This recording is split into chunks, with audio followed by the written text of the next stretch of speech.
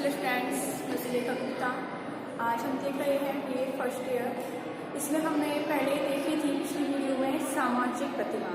तो फ्रेंड्स, सामाजिक प्रतिमान क्या होते हैं, हमने आपको पिछली वीडियो में बताया था कि सामाजिक प्रतिमान समाज के भी नियम और कानून होते हैं जिन नियमों के अनुसार व्यक्ति समाज के अंतर्गत आचरण करता है, कार्य करता है। जैसे कि जनरीतियाँ हैं, रूढ़ियाँ हैं। इसके बाद हमारी आती हैं प्रथा, परंपराएं, नैतिकता तथा धर्म, कानून, संस्थाएं, परिपाटी, फैशन तथा धर्म। तो प्रथाएं क्या होती हैं, परंपराएं क्या होती हैं, आज हम इनके बारे में देखेंगे।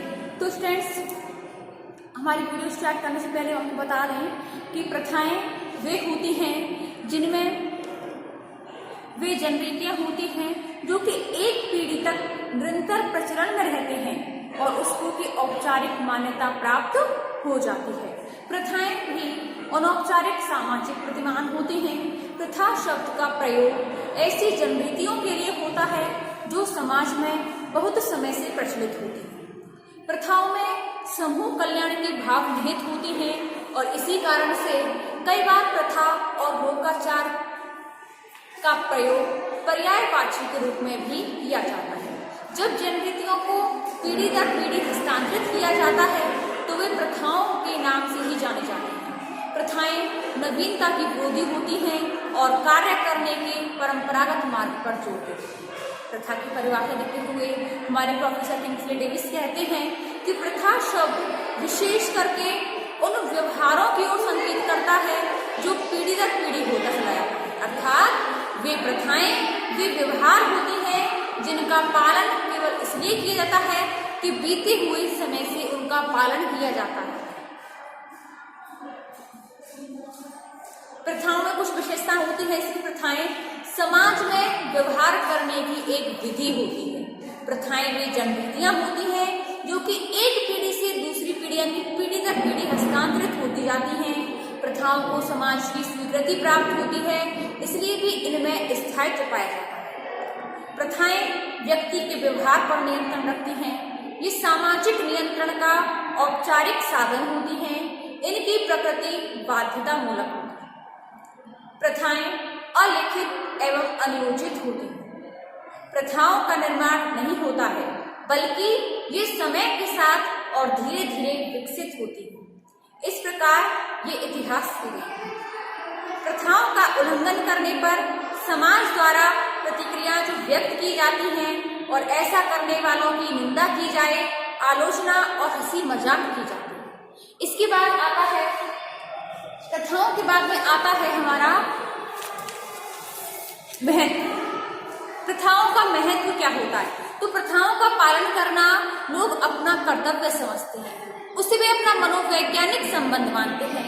प्रथाओं का पालन करने पर व्यक्ति अपने आप को सुरक्षित महसूस करता है। प्रथाएं समूह और समाज के व्यवहार में एकरूपता लाती हैं। ये एक लंबे समय से समाज में प्रथाओं का प्रचलन होने से ये हमारे व्यवहार के अमूल्य अंग बन जाते हैं। दूसरी बात आता है इसका परंपरा। तो परंपरा सामाजिक विरासत का अभौतिक पक्ष होती है। मानव ने अपने जीवन काल जो होता है मानव का, उसमें दो प्रकार की उसको विरासत मिलती है। कौन कौन सी विरासत मिलती है? दो प्रकार की। एक प्राणी शास्त्रीय जो कि उसे शारीरिक रचना और शारीरिक लक्षण प्रदान करवाती है, और यह माता पिता के वहकाणुओं यानी कि शुक्राणुओं के द्वारा उसको प्राप्त होती है, जिससे कि को हम वंशानुक्रमण कह सकते हैं। और दूसरी विरासत समाज के द्वारा प्रदत्त होती है, इसको सामाजिक विरासत कहते हैं, जिसमें व्यक्ति को जीवन यापन करने के लिए अनेकों प्रकार की भौतिक और अभौतिक वस्तुओं की जरूरत होती है। उसे समाज प्रदान करवाता है। घड़ी है, पेन है, टेलीविजन, प्रेस, पंखा, वस्त्र, आभूषण आदि हजारों प्रकार की अनेक भौतिक अभौतिक वस्तुएं होती हैं, विरासतें होती हैं। इसमें धर्म है, विचार है, परंपराएं हैं, दर्शन है, नियम है, रीति रिवाज है, कानून है। ये अभौतिक विरासत है। जो सामाजिक विरासत का जो अभौतिक पक्ष होता है, जैसे धर्म, नियम, कानून, परंपराएं, ये जो अभौतिक पक्ष होता है, अभौतिक विरासत होती है, यही प्रथाएं होती, यही परंपराएं होती हैं। शब्द ट्रेडिशनल शब्द की उत्पत्ति से हुआ है, जिसका अर्थ होता है हस्तांतरित करना। ट्रेडिशन का संस्कृत शब्द परंपरा है, जिसका अर्थ होता है विरासत में मिलना। इस प्रकार से परंपरा का संबंध उन बातों से है जो अत्यंत प्राचीन काल से चली आ रही है, जो पीढ़ी दर पीढ़ी हस्तांतरित होती है। परंपरा की परिभाषा देते हुए हमारे समाजशास्त्री गिन्सबर्ग का कहना है कि परंपरा का अर्थ उन संपूर्ण विचारों, आदतों और प्रथाओं के प्रयोग से होता है जो समूह की विशेषता होती है, जो एक पीढ़ी से दूसरी पीढ़ी में हस्तांतरित होती जाती है। इसमें रॉस का कहना है कि परंपरा का अर्थ चिंतन और विश्वास करने की जो चिंतन विधि होती है, उसको हस्तांतरण करना ही परंपरा कहलाता है। परंपरा की कुछ विशेषताएं होती हैं, इसकी परंपरा लंबे समय की देन होती है, इसमें निरंतरता पाई जाती है। परंपराएं पीढ़ी दर पीढ़ी हस्तांतरित की जाती हैं। परंपराओं का पालन अचेतन रूप से बिना विचार किए ही किया जाता है। परंपराएं का परिवर्तन बहुत धीमी गति से होता है, जो कि मालूम ही नहीं चलती कि इसमें परिवर्तन हुआ है कि नहीं हुआ है। परंपराओं का महत्व देखते हैं तो परंपराएं व्यक्ति के व्यवहार को नियंत्रित करती हैं। ये व्यक्ति को व्यक्तित्व सुरक्षा, सामाजिक सुरक्षा प्रदान करवाती हैं। ये सामाजिक जीवन को सरल बनाती है। तीसरा आता है नैतिकता तथा धर्म। तो नैतिकता का संबंध धर्म से होता है। नैतिकता शब्द कर्तव्य की आंतरिक भावना पर बल देता है। इसका संबंध सद और असद, उचित और अनुचित से होता है। आचार संबंधी नियमों का पालन चरित्रता की दृढ़ता, पवित्रता से संबंधित होता है। नैतिकता का पालन व्यक्ति इसलिए नहीं करता कि उसके पूर्वज भी प्राचीन काल में ऐसा करते थे या उसके आसपास के लोग उनका पालन करते हैं, बल्कि इसलिए करता है कि उसके पीछे न्याय, पवित्रता और सच्चाई के भाव होते हैं। नैतिकता का संबंध व्यक्ति के स्वयं के अच्छे और बुरे महसूस होने पर करता है। नैतिकता प्रथा की अपेक्षा आत्मचेतना से अधिक प्रेरित होती है। नैतिकता लोकाचारों से अधिक निकट होती है, क्योंकि उनमें भी उचित अनुचित के भाव होते हैं। नैतिकता जनरीतियों व लोकाचारों की अपेक्षा अधिक स्थायी होती है। इसमें तार्किकता पाई जाती है। न्याय, ईमानदारी, सच्चाई, निष्पक्षता, कर्तव्य परायणता, अधिकार, स्वतंत्रता, दया, परोपकार, ये सब नैतिकता की धारणाएं होती है। इसमें धर्म आता है तो धर्म का संबंध अलौकिक शक्ति से होता है, आस्था से होता है। अलौकिक शक्ति में विश्वास करना ही धर्म को जन्म देता है। नैतिकता का संबंध धर्म से होता है। प्रत्येक कर्म में हमें नैतिक नियम देखने को मिलते हैं। नैतिक नियमों का पालन किया जाता है। जैसे कि कोई भी आगे का पालन ना करने पर ईश्वर नाराज हो जाएंगे, तो उस वजह से हम ऐसे काम करने से डरते हैं। आगे अगला आता है कानून। तो कानून दो प्रकार के होते हैं, प्रथागत कानून और वैधानिक कानून। सबसे पहले हम देखेंगे प्रथागत कानून क्या होते हैं। तो प्रथागत कानून उन समाजों में पाए जाते हैं जिनमें अपने सामाजिक नियमों का पालन करवाने के लिए विशिष्ट संगठन नहीं होते, जहां ना तो आधुनिक समाजों की तरह विधान सभाएं होती हैं और ना ही कानून, न्यायाधीश, पुलिस, जेल होती है। प्रसिद्ध नियमों की प्रकृति कानूनों की तरह होती है। वहां पर न्याय के लिए एक परिषद होती है जिसमें वादी और प्रतिवादी दोनों पक्षों को सुनते हैं, गवाही लेती है। दोनों पक्षों को सुनने के बाद दोषी व्यक्ति को दंड दिया जाता है, जो हर्जाने के रूप में, शारीरिक दंड के रूप में हो सकता है। दूसरा आता है वैधानिक कानून। तो वैधानिक कानून को औपचारिक रूप से लागू किया जाता है। ऐसे कानूनों की व्याख्या के लिए वकील होते हैं। उनके उल्लंघन को रोकने के लिए पुलिस एवं जेल की व्यवस्था होती है। कानून को परिभाषित करते हुए मैकाइवर लिखते हैं कि कानून नियमों की वह व्यवस्था होती है जिनमें राज्यों के न्यायालयों द्वारा मान्यता प्राप्त होती है। न्यायालयों के द्वारा इनकी विवेचना की जाती है और किसी विशेष परिस्थिति के अनुसार इन्हें लागू किया जाता है। और कानून के नियम होते हैं जिन्हें बनाने, लागू करने और उनका उल्लंघन करने पर दंड की सजा देने के लिए जो शक्ति रखता है, जो समूह संगठित होता है, उसे हम सरकार कह सकते हैं। अगली आती है संस्थाएं। तो संस्था कार्य प्रणाली के उन प्रतिष्ठित स्वरूपों अथवा स्थिति को कहते हैं जो समूह की क्रियाओं की विशेषता स्पष्ट करती है। तो संस्थाएं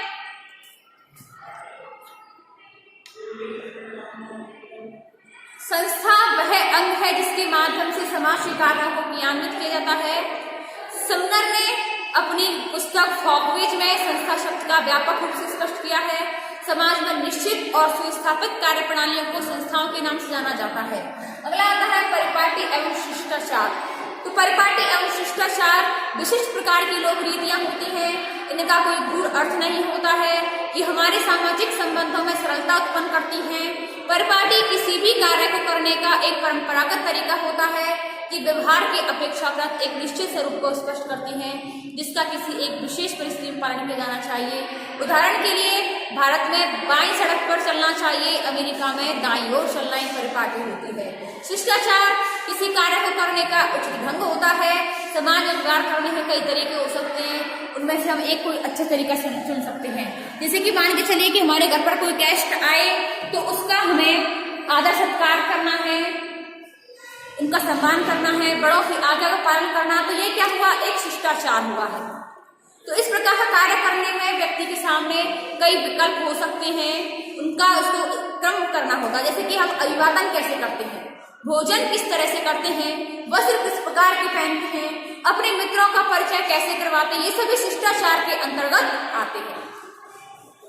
इसे वीरशैव कहते हैं कि शिष्टाचार के 3 उद्देश्य होते हैं। अन्य प्रतिमानों की तरह यह भी कुछ व्यवहारों को स्वीकृत करता है जिनका कि विशेष अवसरों पर प्रयोग किया जाता है। यह महत्वपूर्ण सामाजिक विशेषताओं को प्रकट करता है। यह उन लोगों को एक निश्चित सामाजिक दूरी बरतता है जिनसे कि अधिक परिचय घनिष्ठता की अपेक्षा नहीं की जा सकती है।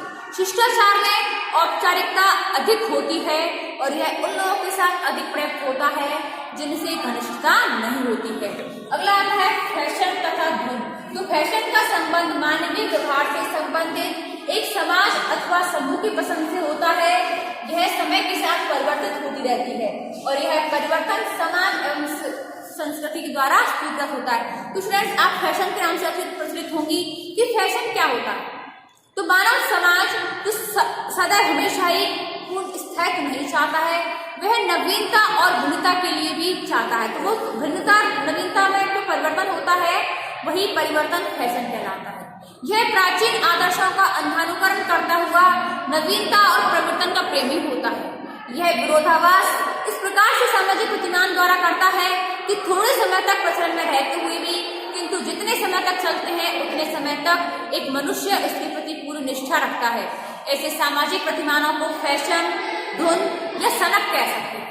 जनरीतियां, लोकाचार, प्रथा, परंपरा, नैतिकता, परिपाटी, शिष्टाचार इनमें स्थायित्व पाया जाता है, परंतु फैशन में पूर्ण तरह अस्थायी प्रकृति का होता है, इसमें स्थायित्व नहीं होता है। फैशन को प्रथाओं के पीछे पाए जाने भेदों को दूर करने वाला माना गया है। वे कहते हैं कि प्रथा पूर्वजों का अनुकरण करना होता है और फैशन समकालीनों का अनुकरण। फैशन आचरण के उन पहलुओं और अभिव्यक्तियों को नियंत्रित करता है जो प्रथा की पकड़ से अलग होते हैं और नवीनता एवं अनुरूपता नामक 2 विरोधी तत्व जो होते हैं उनको हम फैशन के रूप में देख सकते हैं। तो मैकटाइवर एंड पेज कहते हैं कि फैशन से हमारा तात्पर्य किसी प्रथागत विषय पर समाज स्वीकृत भिन्नता से होता है। इस प्रकार फैशन का महत्व व्यक्ति की रुचि को पोषित करता है, नवीन आविष्कारों को प्रोत्साहित करता है। व्यक्ति को जब ऊब जाते हैं तो उसमें उनके जीवन में ताजगी लाता है, रंगीन लाता है। इसके बिना व्यक्ति के जीवन में निरस्ता आ जाती है। फैशन के साथ चलने में व्यक्ति को अपने आप को जागरूक महसूस करता है। वह अपने आप में एक सूची पैदा करता है जिसके अनुसार व्यक्ति किसी प्रकार को कार्य करने में अपने आप को सक्षम समझता है, सुरक्षित महसूस करता है। फैशन जीवन में प्रेरणा प्रदान करता है। कई बार तो फैशन विकासशील समाजों में प्रथाओं का स्थान ग्रहण कर लेते हैं। फैशन समाज में एकरूपता प्रदान करता है। अब आती है धुन। तो जो बात फैशन के लिए कही गई है वह बात धुन के लिए भी सही होती है। धुन भी एक प्रकार का फैशन होती है, लेकिन एक फैशन से अधिक तीव्र परिवर्तन को व्यक्त करती है। धुन का प्रयोग फैशन की तुलना में कम लोगों के द्वारा किया जाता है। जब कोई नई डिजाइन निकलती है तो पहले कुछ लोग ही उसे अपनाते हैं, उसे हम धुन कहते हैं। और इसे अगर अधिक लोग अपनाने लग जाएं फैशन का रूप धारण कर लेती है।